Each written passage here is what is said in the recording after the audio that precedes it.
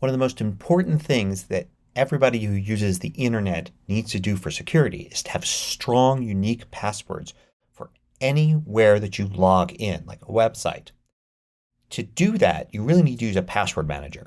After all, you usually have to have dozens or hundreds of different places where you log in, and each one should have a strong and unique password. You can't memorize them all.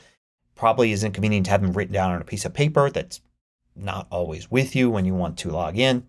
So using a password manager is key. Fortunately, macOS has a password manager built in and it's heavily integrated with Safari. Let's look at how to use it. So let's go to a website. Here's an example one where you would set up a new account somewhere. So let's say this is a page asking for a new account.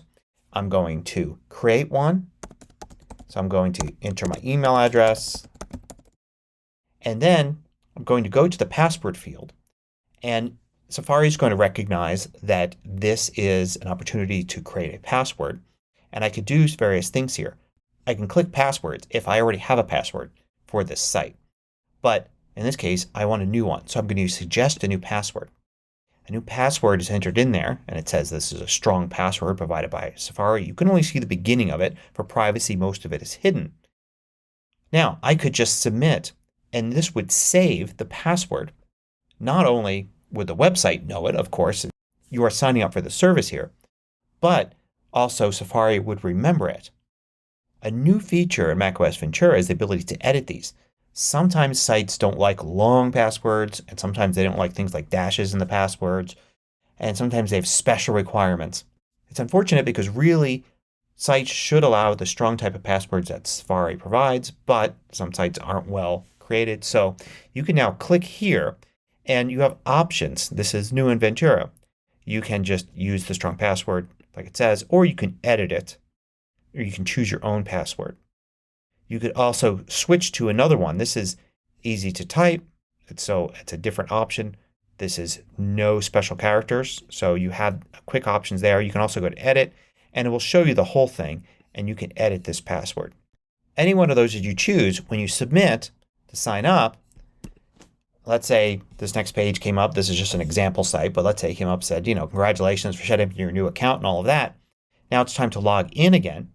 I could click here and notice when I go to click to enter my ID, it actually shows that, hey, I've got a password for you.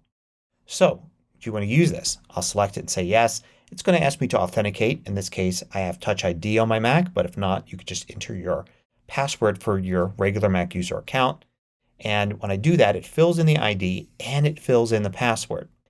Now where is it storing these passwords? Well, it's storing them using iCloud and using a thing called keychain. So they should be syncing between your various devices.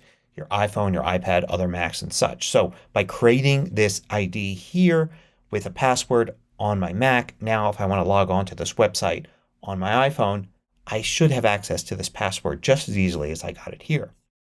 I can go into Safari settings and I can go here to passwords at the top. Now I want to authenticate using Touch ID or by entering my account password. And I should see right here, there it is, MacMost.net.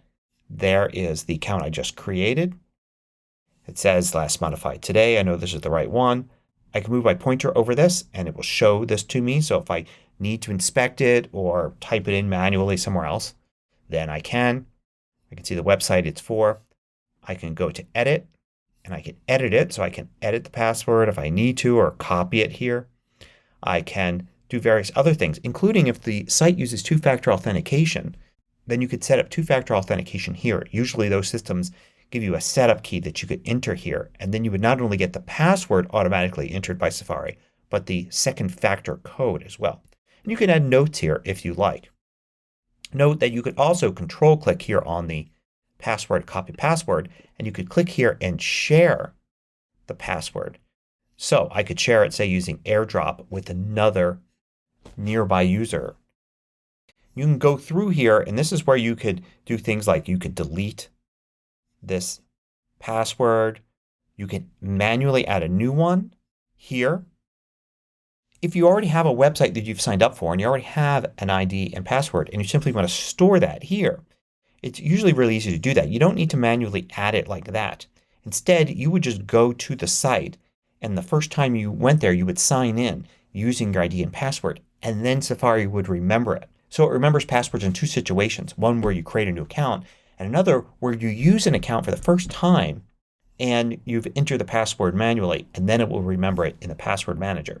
Also, of course, when you go to a website and you change your password using the website's form to change a password, you'll be prompted whether or not you want to save that new password, replace the old one, which of course you would want to do that so that the password manager here in Safari has that new information.